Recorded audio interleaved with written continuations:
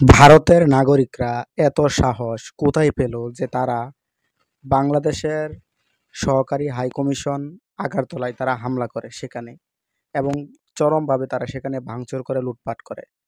এই সাহস ভারতের নাগরিক তারা কোথায় পেল? এবং পশ্চিমবঙ্গের মুখ্যমন্ত্রী মমতা বন্দ্যোপাধ্যায় সে বিধানসভায় একটি ভাষণে সে বলেছে যে বাংলাদেশে শান্তিরক্ষী বাহিনী পাঠানো প্রয়োজন।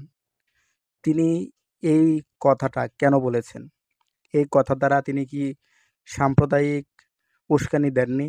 তো এই কথাটা তার মুখে মানায় না।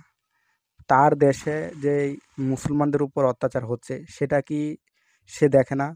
বাংলাদেশে সংখ্যালঘুদের উপর অত্যাচার হচ্ছে, জুলুম হচ্ছে, এর প্রমাণ না দেখিয়ে হঠাৎ করে এরকম কথা বলা এটা বাংলাদেশের জন্য হুমকি, বাংলাদেশের স্বাধীনতা সার্বভৌমত্বের উপর হুমকি।